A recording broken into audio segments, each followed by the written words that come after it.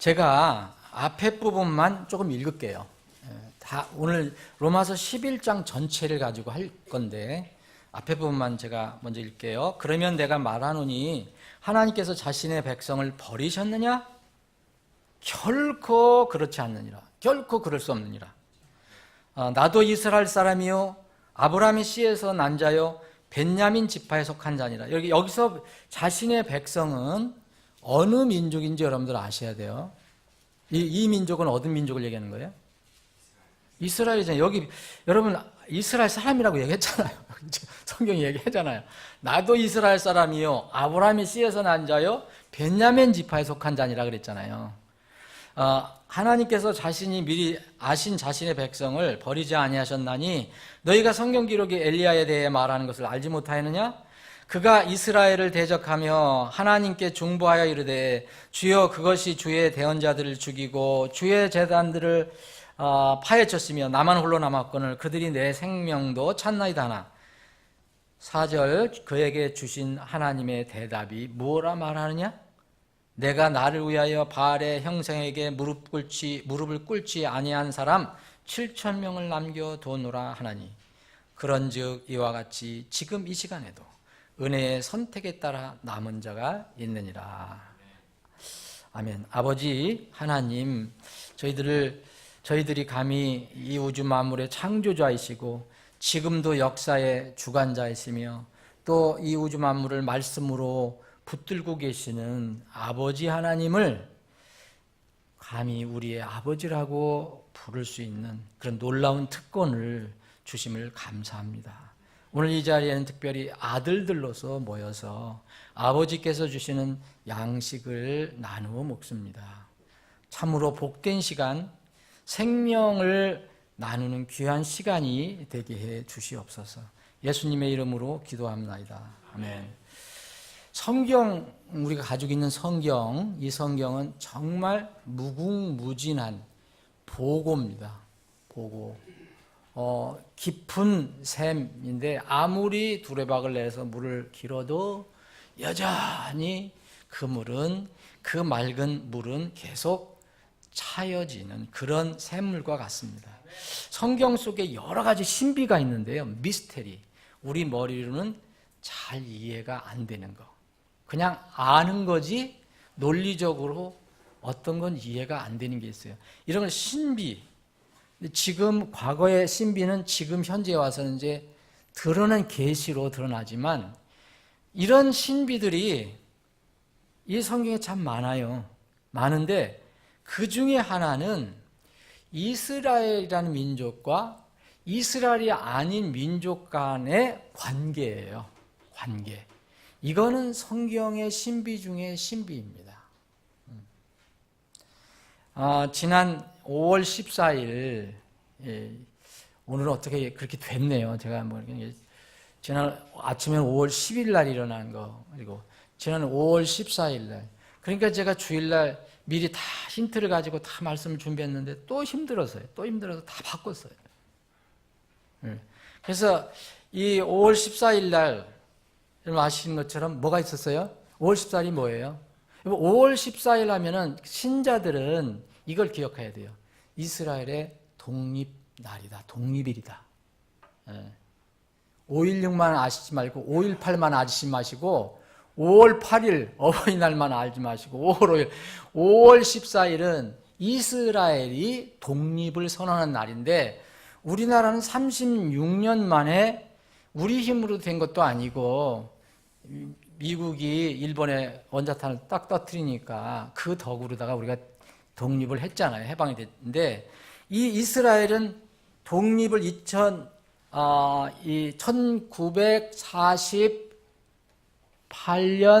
5월 14일 날 했어요. 그러니까 올해가 딱 70주년이에요. 이스라엘은 70이라는 수를 좋아해요. 7도 좋아하지만 70년은 의미가 있어요. 왜냐하면 그들이 포로로 잡혀갔다가 다시 돌아온 그 해기 때문에. 그래서 이스라엘 독립 70주년을 맞이했어요. 관심 없는 사람 전혀 관심이 없죠. 우리하고 아무 상관이 없으니까. 그런데 성경을 믿는 사람들은 굉장히 큰 관련이 있는 거예요. 그래서 70주년을 즈음해서 미국이 대사관을 예루살렘으로 옮기게 된 거죠. 전에 언젠가 제가 그거에 관련돼서 말씀드렸죠. 근데 이번에 실천을 한 거예요. 그래서 진짜 5월 14일로 옮겨졌어요. 그런데 이거 아시겠지만 여기에 많은 이제 불상사가 일어났죠. 그래서 죽고, 이제 거기서 같이 이렇게 갈등을 일으킨 사람들이 이제 팔레스타인이라는 사람들이잖아요. 팔레스타인. 여기 이 사람들이 수십 명 죽었어요. 뭐 다치고. 그런데 이제 한국의 대부분의 이 미디어를 보면요, 정말 제가 일부러 유심히 봤어요. 몇 개를 쫙 봤어요. 그런데 전부 이거 기사를 보면 전부 이스라엘은 죽일 나라, 죽일 놈들이에요. 속히 말하면. 그 논리상으로는 그래요. 애꿎은 팔레스타인들을 그냥 이 공격을 해갖고 수십 명을 죽였다. 너무 무도하다. 그런 것이 전부 그 기사의 그 흐름이에요. 근데 이건 대부분 우리나라에서 또 이게 기사 내는 거는 아침에도 말씀드렸지만 뉴욕타임스 이런 걸 많이 하거든요. 뭐 CNN 이런 걸 가지고 해요. 그래서 정말 우리나라도 보면 전부 그런 식으로 썼어요. 저는 이 폭력을 절대 미워하지 않습니다. 저는 그런 걸 싫어하는 사람이고, 신약의 성도들은 그렇게 금지하라고 주님께서 말씀하셨어요. 그런데 이번 이 사건은 이제 나타난 결과만 보지 말고 그 배경을 항상 성경을 통해서 봐야 돼요. 전부 반이스라엘 기사예요. 전부 우리 세상 사람들이 정말 이스라엘은 저주할 대상이다라고 생각을 할 거예요. 근데 배경은 전혀 보도하지 않습니다. 이게 이미 이제 미국 대사관을 옮긴다고 이렇게 했던 거 아니에요. 공개를 했던 거 아니에요. 그래서 그때도 막 들끓었잖아요. 뭐. 그런데 저는 그 이스라엘, 그때도 말씀을 드렸지만 예루살렘이 원래 하나님께서 이스라엘 민족에게 수도로 정해주신 거예요. 그건 사람이 정한 게 아니에요. 그래 미국 대사관이 이제 옮겨간다 이런 일자가 정해졌잖아요. 5월 14일 날 이렇게 한다고. 근데 이 날이 갑자기 옮겨진 게 아니라 그 전에 선포를 했고 그걸 준비를 하고 있고, 또 이걸 반대하는 세력은 또 그때부터 준비를 한 거죠. 그때를 준비해갖고 이제 거기에 이제 그 부딪히는 사람들이 팔레스타인, 그 사람들은 뭐 그냥 평범한 그 주민들도 있지만 거기에는 무장 단체가 있어요. 테러 단체가. 그게 하마스라는데 여러분 잘 아실 거예요. 하마스. 이 레바논에도 있잖아요. 레바논은 헤즈볼라라고 그래요. 이라크하고 지금 시리아하고 그 경계 중간 지역에 이슬람 국가를 세운다고 했던 게 뭐예요? IS라는 거예요. 이슬람 국가. 또 저쪽 아프가니스탄 가면 여러분들 유명한 잘 아시죠? 뭐예요? 텔리반. 지독한 텔리반. 얼마나 잔인합니까? 특히 여자들, 우리 자매님들 거기서 안 사시면 참 얼마나 다행인지 몰라요. 여자들은 너무 잔인하죠. 얼굴도 눈 하나 깜빡 이렇게 눈뜨기 못하고 전부 새까만 게 뒤집어 쓰게 하는 그런 텔리반. 거기 또 하나 있어요. 그 비슷한 거길 근거로 해서 전 세계적인 모슬렘들을 다 모으는 알카이다. 여러분 아시죠? 뭐 이런 것들이 굉장히 모슬렘 무장 단체들이 상당히 많습니다. 근데 이 하마스도 이게 팔레스타인 점령지를 중심으로 한 대이스라엘 투쟁 이슬람 무장 조직이에요. 이런 무자헤딘도 있고 뭐 여러 가지가 있는데, 이 하마스가 미국에서 딱 선언하니까 그 뒤로부터 준비를 한 거잖아요. 여러분 가만히 있을 리가 없잖아요. 그래서 5월 14일을 이제 봉기날, 제가 저기는 잃어버렸는데 정말 참사의 날인가, 뭐 참극의 날인가 이런 날을 정했어요. 이게 뭐냐면 싸우겠다 그날 이렇게 했던 거거든요. 그래서 이 이스라엘은 이렇게 제가 이거를 어떻게 아냐? 우리나라에서 찰 수가 없어요. 제가 팍스 뉴스를 일부러 들어가서 시간이 없어요. 저는 그런 거 할 시간이 요새 없는데 그래도 성경을 좀 준비하려고 말씀 주려고 팍스 뉴스 들어가서 기사를 몇 개 자세히 읽어봤어요. 거기에 배경이 좀 나와 있는 거예요. 거기에 보니까 하마스는 다 이렇게 투쟁하려고. 그런데 이제 평민들, 팔레스타인 그 백성들은 앞으로 보내서 이제 시위하게 하는 거예요. 그래서 그 장벽, 원래 이제 장벽 있잖아요. 장벽을 넘어가서도 안 되고, 가까이 가서도 안 되고, 우리나라 DMZ 뭐 비슷한가 봐요. 그래서 그걸 미리 이스라엘 다 알려줬더라고요, 보니까. 이 삐라도 뿌리고, 경고문도 내고, 가까이 접근하지 마라. 넘어오지 마라. 이런 걸 했는데, 사실, 나중에 우리가 알겠지만, 이걸 먼저 한 것은 하마스예요. 그 팔레스타인이에요. 그러니까 이제, 이스라엘도 요새는 내가 보니까 속된 말로 이판사판이에요. 죽기 아니면 살기거든요. 왜냐면 이란이 자기들을 완전 멸절시킨다고 공언을 하잖아요, 지금. 그래서 이란이 지금 핵무기를 만드는 게 이스라엘에게는 아주 굉장히 힘든 거예요, 지금. 근데 이 이스라엘 사람들은 아직 신약은 믿지 않는 사람이 대부분이잖아요. 구약만 가지고 지금 하니까 그런 자기 무장, 자기 어떤 힘, 구약에서는 싸움이 많이 일어나잖아요. 신약에서 예수님 말했어요. 칼 가지는 자는 칼로 망한다까지 얘기했어요. 믿음과 복음으로 나가야 되는데 그게 없어요, 아직. 그럼에도 불구하고 제가 말씀드리는 것은 오늘 로마서 11장에 하나님께서 이스라엘을 한번 선택했는데 완전히 버리셨느냐? 성경 뭐라고 합니까? 안 버리셨다라고 얘기하는 거예요. 이거를 우리는 세상이 어떻게 얘기하든 간에 하나님의 마음을 이해해야 돼요. 그렇게 안 하면은 상황 돌아가는 것 봐서 무슨 역사적으로, 철학적으로, 논리적으로, 정치적으로 이렇게 하면 아 그래 이스라엘 공격이야. 이스라엘 저주해야 돼. 이렇게 돼서 그럼 하나님과 대척관계가 생기는 거죠. 그래서 뭐든지 우리 신앙생활은 성경을 근거로 해야 된다. 이스라엘이 뭐 지금 하는 게 다 잘 됐다는 게 아니고 그렇게 하면 안 되죠. 그리고 할 수 있는 대로 정말 그 폭력은 가급적이면 써지 말라는데 이스라엘도 남은 게 지금 정인 게 없어요. 거기도 무기 얼마나 무섭습니까, 여러분? 이런 상황이에요. 그런데 세상은 전부 그 뒤에 부분은 다 배경은 다 뺐어요.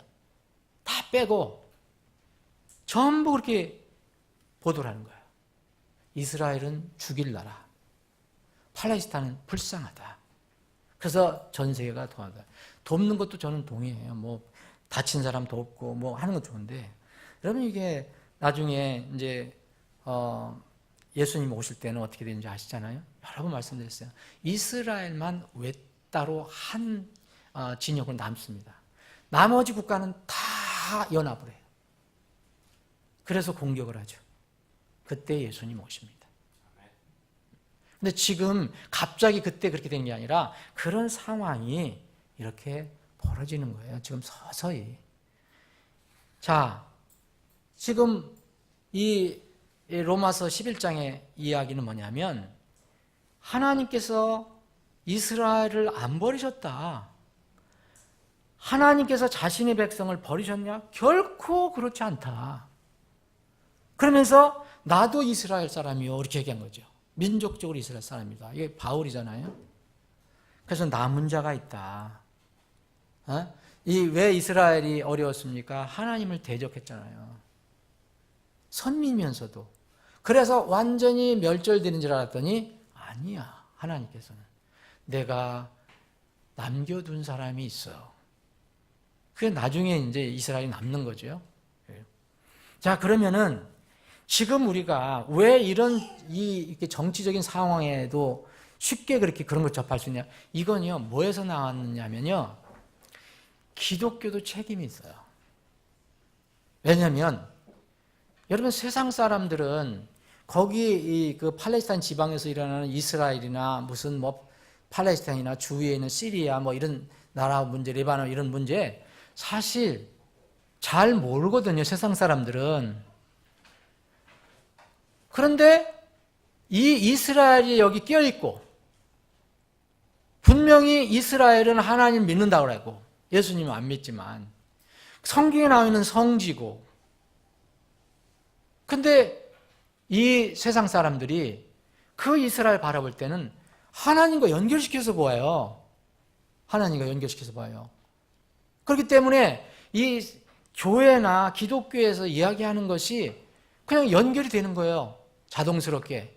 무슨 얘기냐면은 지금 기독교에서 이스라엘에 대한 태도가 완전히 갈라져 있어요. 어떻게 갈라져 있느냐. 소위 얘기하면 이스라엘은 끝났다. 오래전에 끝났다. 그것이 교회로 다 넘어왔다. 하나님께서 이스라엘, 아브라함의 자손에게 주신, 이스라엘에게 주신 모든 약속은 시효가 끝나서 예수님을 이제 십자가에 못 박았기 때문에 그 뒤로는 다 이방인 교회에게, 이방인 사람들에게 넘어왔다라고 이렇게 가르치는 신학이 있어요. 기독교의 큰 뿌리. 또 하나는 그렇지 않다. 이스라엘이 비록 하나님을 지금 대적해서 눈물고 있고 이스라엘 전체가 모든 사람이 구원받는 건 아니지만 민족적으로는 이스라엘의 민족은 하나님께서 살려두신다. 왜? 한 번 택하신 것에서는 후회가 없다 그러셨기 때문에. 여기 11장 로마서 11장 29절에 보면 하나님의 선물들과 부르심에는 후회가 없느니라 그랬었거든요. 그런데 여기에 하나님께서 자신의 백성을 버리셨느냐? 그렇지 않았잖아요. 선택하시고 버리셨느냐? 전체 이스라엘은 버리지 않으셨거든요. 그래서 이렇게 믿는 신학이 있어요. 그런데 이스라엘을 버렸다 하는 신학이 소위 얘기하면은 대체신학이라는 거예요. 여러분 들어보시면 모르죠. 대체신학. 대략 그런 뜻이 아니라 뭘 바꿨다는 뜻이에요. 대체해버렸다. 그래서 교체신학이라고도 해요. 교체신학. 영어로 말하면 replacement예요. 이 자리에가 있었는데, 이스라엘이 있었는데, 이스라엘이 나중에 예수님을 십자가에 못 박여 죽인 민족이니까 이 이스라엘 싹 제거해버리고 이방 교회로 여기다 채웠다. 이게 대체 신학이에요. 교체 신학이라는 겁니다. 저는 이것은 반성경적인 신학이라고 생각해요. 반성경적인 신학이라면 다른 영역에서부터 나온 거라고 저는 믿거든요. 그렇잖아요? 하나님으로부터 나온 게 아니면 어디서 나왔겠어요? 그래서 지금 정말 많은 기독교인들이 이 이스라엘을 미워하는 거예요. 그 대표적인 게 이제 로마 카톨릭이에요. 그게 바로 나치스가 이게 히틀러는 철저한 로마 카톨릭 신자였어요. 여러분 아시잖아요? 그래서 그때 당시에 이 독일의 이 그 주교들이 다 로마 카톨릭 똘똘 뭉쳐서 히틀러를 지원한 거 여러분 아시죠? 거기는 멸절될 민족이다. 유대인들은. 그게 바로 이 교체신학, 대체신학이라는 이 무서운 이론에서 나온 거예요. 물론 어느 곳에 보면 이스라엘 하나님께서 내가 버리셨다. 근데 다 버리셨다는 게 아니잖아요. 항상 남은 자를 말씀하셨거든요. 그래 그런 것처럼 보이는 데가 있어요. 바울 사도는 내가 너희들이 복음에 합당한 민족으로 여기지 않기 때문에 나는 너희들 떠나서 이방 민족으로 가겠다. 정말 버리신 것처럼 볼 때 있어요. 그건 아니라는 거죠. 자, 대체 신학의 문제점을 치료하기 위해서 주신 것이 로마서입니다. 로마서는 율법 그리고 믿음이 아닌 행위로 구원받는 거, 이스라엘 사람들에게는 율법을 지켜서 구원받는 거, 이렇게 주장하는 것을 고쳐주기 위해서 주신 서신이에요. 로마서가. 근데 이 안에 놀라운 이 신비의 어떤 원리가 하나 들어있는 게 바로 이스라엘과 이방인의 관계예요. 관계. 자, 로마서 1장부터 한번 쭉 보세요. 여러분들 다 못 보지만 로마서 1장을 보면 무서운 사람이 얼마나 죄인이냐. 네? 사람들이 하나님을 정말 짐승, 짐승의 어떤 형태 아니면 무슨 땅에 기어다니는 형태까지도 만들어서 하나님을 그렇게 생각했다. 그런 사람들에게 내가 다 내어주겠다. 그래서 동성애도 거기서 나온 거고.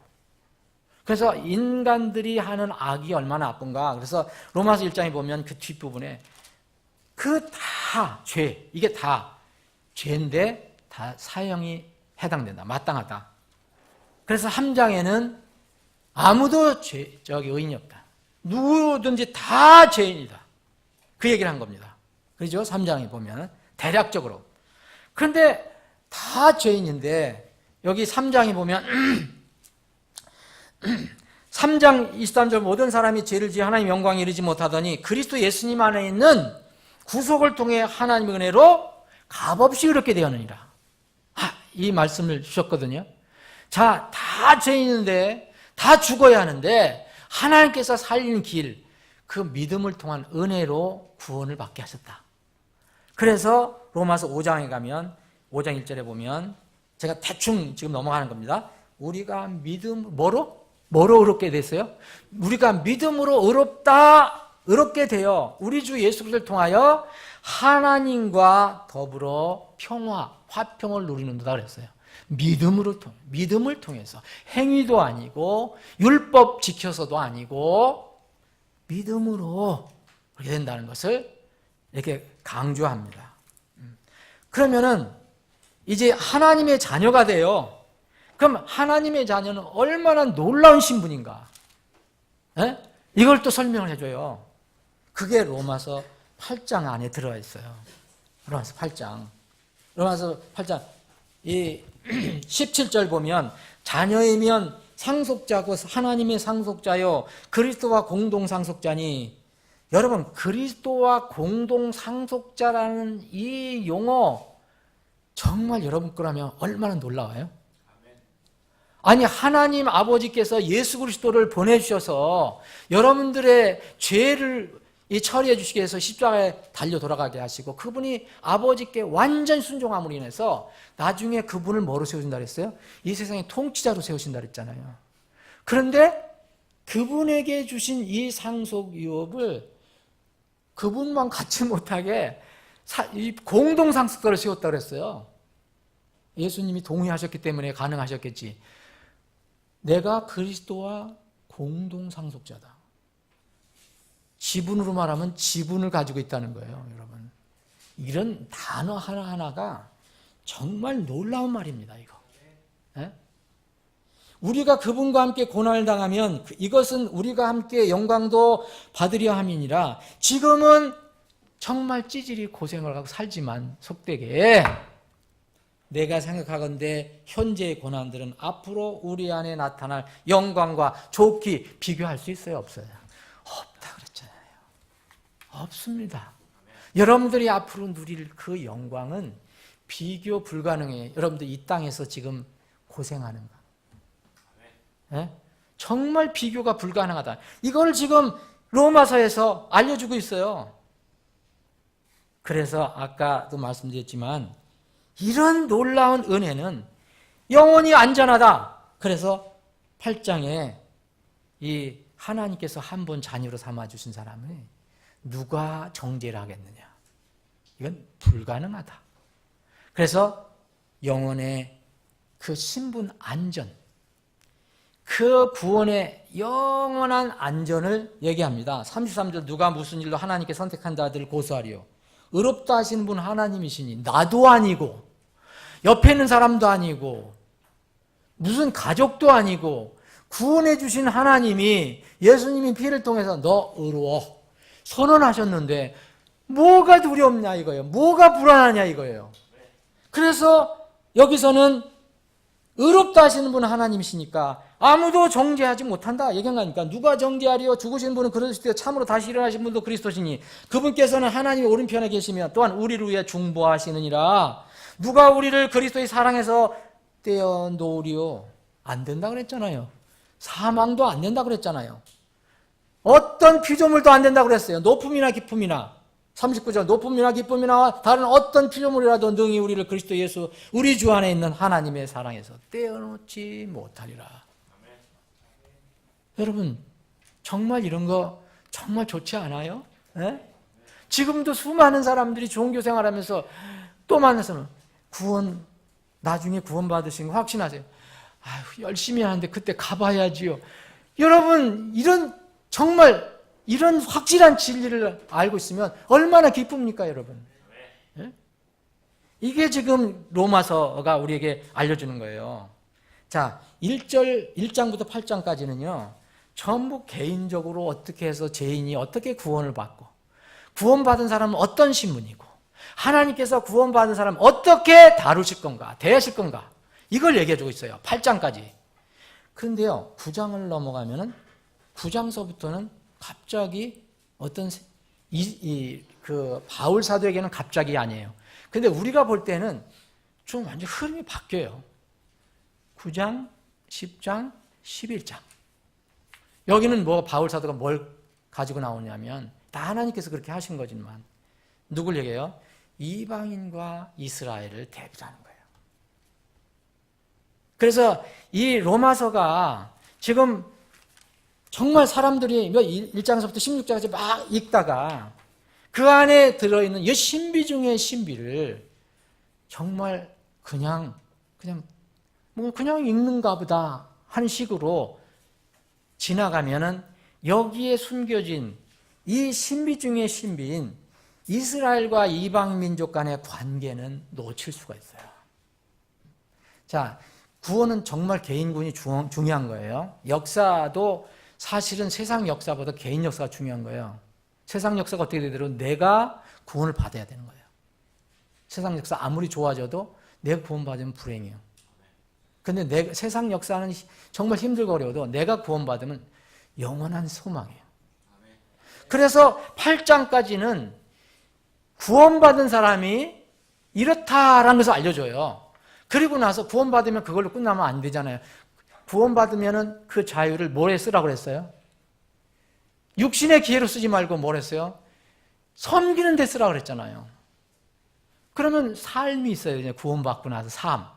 그게 바로 12장부터 시작이 되는 겁니다. 12장. 그래서 12장은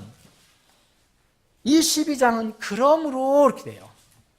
그래서 형제들아 내가 하나님의 긍휼을 힘입어 너희에게 간청하노니 너희는 너희의 몸을 거룩하고 하나님께서 받으실 만한 살아있는 희생물로 드리라.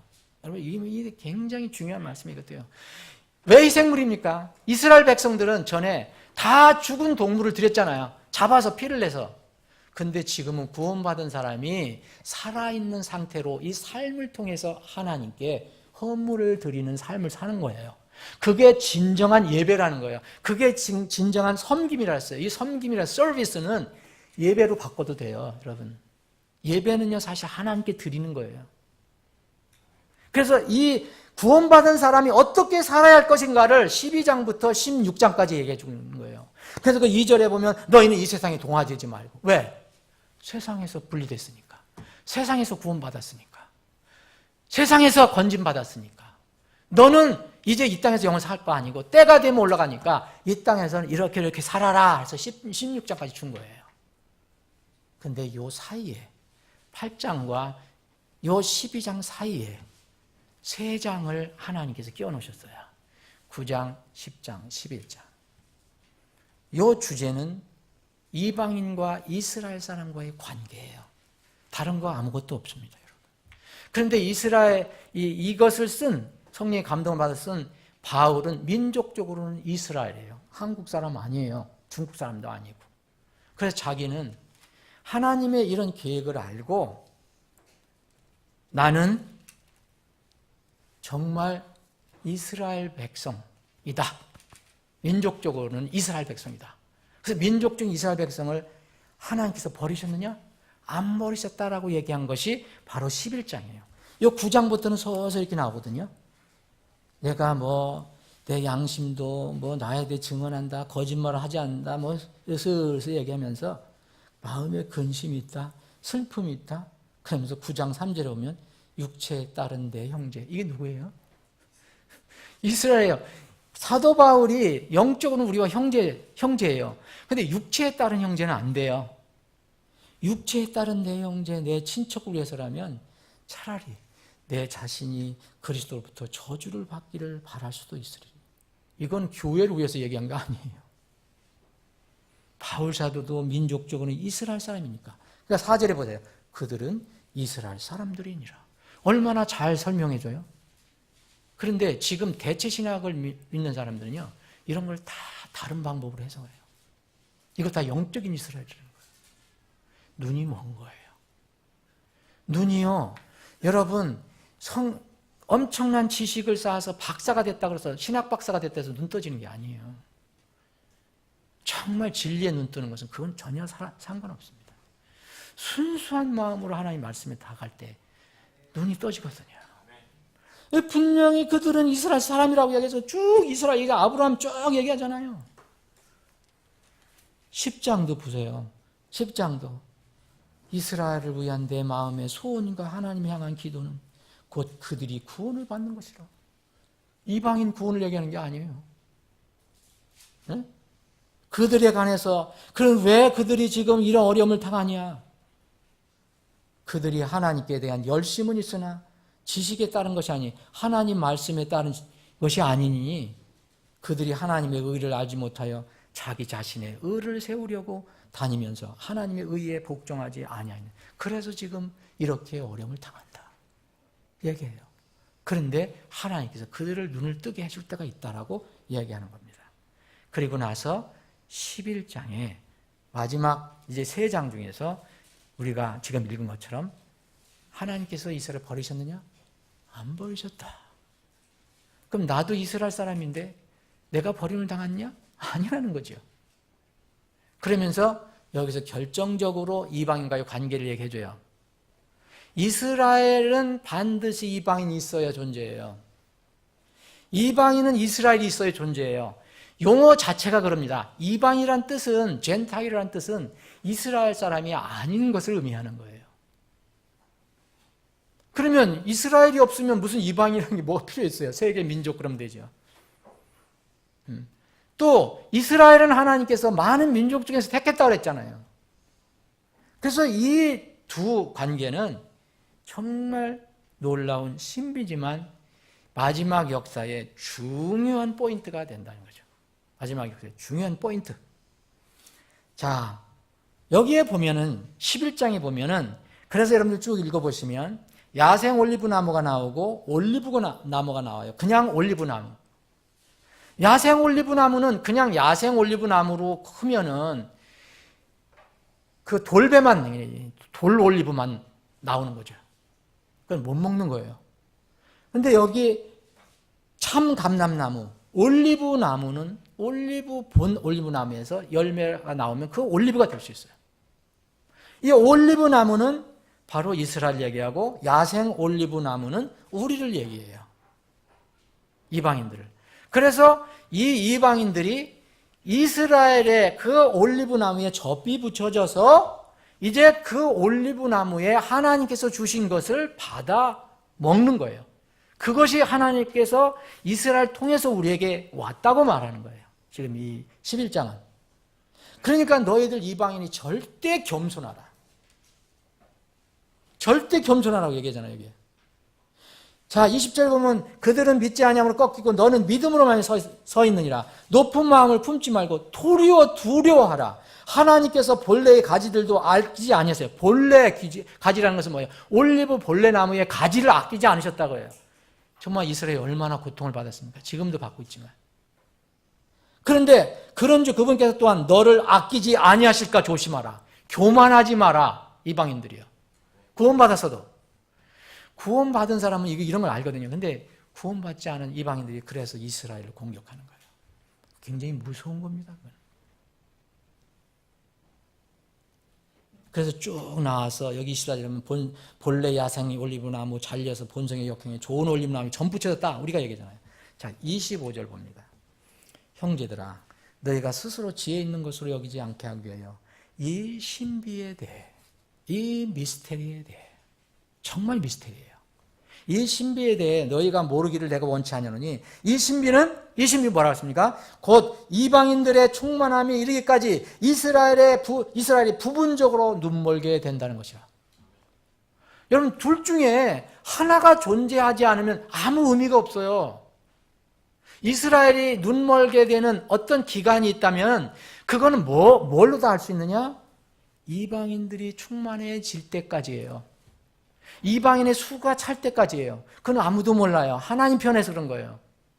그러면은 이스라엘이 지금 부분적으로 눈멀고 있다는 것은 모든 사람이 다 눈먼 건 아니기 때문에 이스라엘이 그때까지만 눈멀어요. 그러면 그때까지만 눈먼다면 눈을 뜬다는 거잖아요. 자, 이방인하고 절대 관계예요.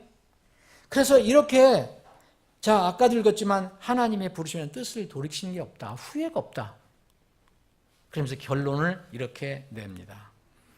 33절, 오 깊도다. 하나님의 지혜와 지식의 부요함이요. 정말 놀라운 거거든요. 우리가 감히 이 머리로 다 헤아릴 수가 없는 거예요. 하나님의 판단들을 헤아릴 수 없으며 하나님의 길들은 우리가 찾지 못할 것이로다. 누가 하나님의 마음을 알았으며 누가 하나님의 카운슬러가 되었느냐? 누가 조언자가 됐느냐?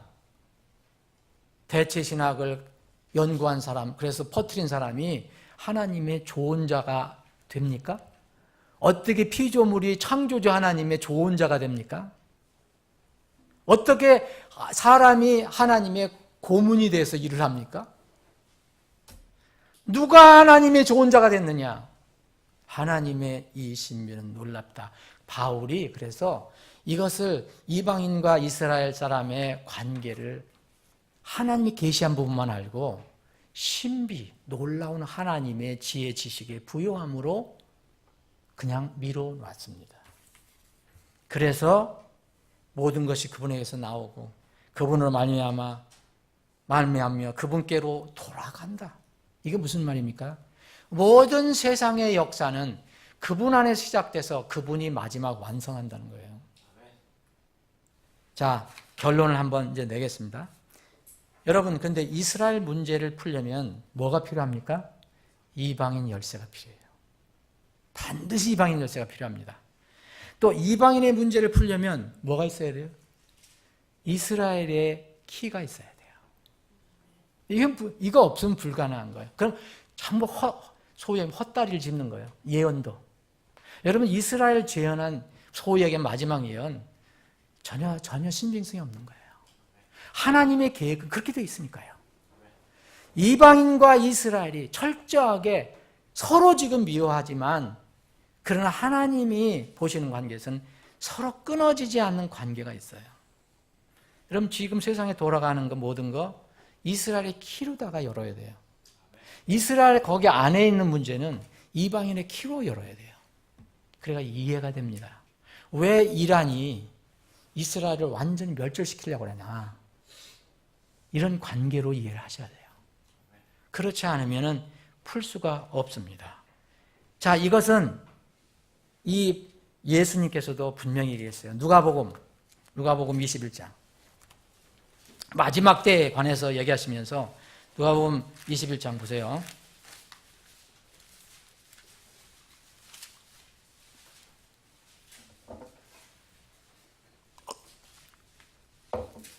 (23절입니다) 오직 그날들엔 아이 벤 자들과 젖 먹이는 자들에게 화가 있으리로다. 그 땅에 큰 고난이 있고 이 백성에게 진노가 있으리라. (24절) 또 그들이 칼날이 쓰러지고 모든 민족들에게 포로로 잡혀가며 예루살렘은, 자, 여러분 잘 보세요. 무슨 때입니까? 예루살렘의 때입니까? 아닙니다. 예루살렘은 이방인들의 때가 차기까지 이방인들에게 뭐예요? 짓밟히리라. 로마서 11장 25절하고 같은 말이에요. 예수님이 직접 말씀하신 거예요. 마지막 때. 그런데 어떻게 우리가 이스라엘 완전히 도외시합니까? 불가능한 얘기입니다. 여러분, 앞으로 인류의 역사에 구원의 역사는 이스라엘의 구원으로 종료가 되는 거예요. 이방인의 구원의 역사로 종료되는 거 아니에요. 이스라엘의 구원이 끝나야지 이제 하나님께서 온 인류에 대한 그 구원의 역사를 종결하시는 거예요. 이게 바로 로마서 11장의 뒤에 부분을 얘기한 거예요. 자, 25절 아까 그랬잖아요. 자, 부분적으로 이스라엘이 눈먹이게 될 것이다. 그리하여 모든 이스라엘이 구원을 받으라. 남은 자는 모두 받습니다. 이것은 기록된 바 시온에서 구실자가 나와 야곱에게 경건치 아니한 자를 돌이키리니 내가 그들의 죄들을 제거할 때 이것이 그들을 향한 내 언약이라 함과 같으니라. 복음에 관하여는 그들이 너희로 인해 원수된 자들이지만 선택에 대해는 그들이 조상들로 인해 사랑받는 자들이니 하나님의 선물들과 부르심에는 뜻을 돌이키는 일이 없느니라. 마지막 이 세상 인류의 구원의 역사는 이스라엘의 구원으로 종결이 됩니다. 사랑하는 여러분, 우리는요, 이 말씀에 의하면은 이스라엘이 실족했기 때문에, 여기 실족했기 때문에 우리는 은혜를 얻었다 그랬어요. 여기 11장 11절 보면 그러므로 내가 말하노니 그들이 실족함으로 넘어지게 되었느냐? 결코 그럴 수 없느니라. 오히려 그들이 넘어짐을 통해 그들은 누굽니까? 이스라엘. 구원이 이방인들에게 이르렀으니 이것은 그들이 질투하게 하려 합니다. 이제 그들이 넘어짐이 세상의 부요함이 되며 그들이 쇠퇴함이 이방인들의 부요함이 되거든 하물며 그들의 충만함은 얼마나 더 많이 부요함이 되겠느냐? 그래서 나중에 천년왕국은 이스라엘 중심으로 이루어지는 것입니다. 우리가 상상을 초월하는 이스라엘 남은 자들에게 얼마나 놀라운 축복이 쏟아질 것인가. 비교가 되지 않는다 그랬잖아요. 그들이 넘어진 것은 우리를 위해서, 우리 이방인들에서 사람들을 건지기 위해서. 근데 이방인 수가 딱 차면 그때는 이스라엘 남은 자들이 구원받고 하나님의 역사가, 구원의 역사가 종결이 됩니다. 이제 예수님이 오실 때입니다. 사랑하는 여러분, 정말 여러분들 그런 얘기 혹시 들으면 종종 얘기합니다. 기독교에서. 그리고 이런 신문 라디오에서도 이스라엘을 무시하는 것. 여러분, 이스라엘 잘못함까지 우리가 지지하는 게 아닙니다. 그러나 영적으로 이스라엘이 어떤 것인가. 이 소위 기독교 대체신학 정말 주의해야 됩니다. 정말 주의해야 돼요. 이런 상황이 있을 때 여러분들이 영적인 눈으로 바라보세요. 그리고 우리가 해야 할 것은 이스라엘을 위해서 기도해야 돼요. 이스라엘을 위해서. 그들이 눈을 뜰 수 있도록. 그래서 우리 이스라엘도요, 우리의 땅끝은 이 북한이지만 이스라엘도 우리의 땅끝이에요. 왜냐하면 그들이 구원이 마지막 구원이 완성이니까. 여러분들 북한을 위해서도 기도하잖아요. 이스라엘을 위해서도 기도하시기 바랍니다. 나는 두려운 마음은 우의정자들 중에서 혹시 정치적으로 이스라엘을 공격하는 쪽에 쓸까 두려운 마음을 가지고 있어요. 석유 조금 때문에, 조금 때문에. 그들이 의정자들이 그래서 성경을 무서워하고 하나님을 두려워하는 마음을 갖게 해달라는 이유가 거기에 있습니다. 여러분들의 기도가 필요합니다. 우리나라의 이민족을 위해서, 그리고 우리 교회를 위해서 기도하시겠습니다. 아버지 하나님, 우리 주위에 지금 벌어지고 있는 돌아가는 여러 가지 일들은 평화스러운 것 같지만 참으로 영적으로 참으로 엄청난 갈등 속에서 또 여전히 하나님의 그 섭리 가운데, 계획 가운데 마지막 심판을 향해서 내달아 가고 있습니다. 주님, 우리가 마지막 때를 살아가는 거룩한 하나님의 백성으로서, 거룩한 왕족 제사장으로서, 그리고 특별한 백성으로서 어떻게 살아가야 할 것인가를 늘 묵상하며 살게 해 주옵소서. 오늘 오후에는 잠시 이방인과 이스라엘의 관계를 살펴봤습니다. 이 세상의 모든 역사적인 문제, 이스라엘과 관련된 문제는 이방인으로 풀어야 하고, 이방인 세계에서 일어난 모든 문제는 이스라엘의 키로 풀어야 함을 우리가 알게 됐습니다. 주님, 이스라엘을 위해서 기도합니다. 저들이 눈을 뜨게 해주시고, 또 우리나라 이민족이 정말 의정자들이 하나님 말씀에 대적해서 행동하는 일이 없도록 저들을 긍휼히 여겨주시기를 원합니다. 북한에도 주님께서 빛을 비춰주셔서 저들이 자유롭게 주님을 섬길 수 있고 찬양할 수 있는 그런 기회를 꼭 허락해 주시옵소서. 한 주간도 저희들이 세상에 흩어져 살아갈 때 주님께서 저희들 말씀과 동행해 주시고 그 확실한 소망의 말씀 붙들고 날마다 승리하는 우리 모두가 되게 해 주옵소서. 거룩하신 예수님의 이름으로 기도합나이다.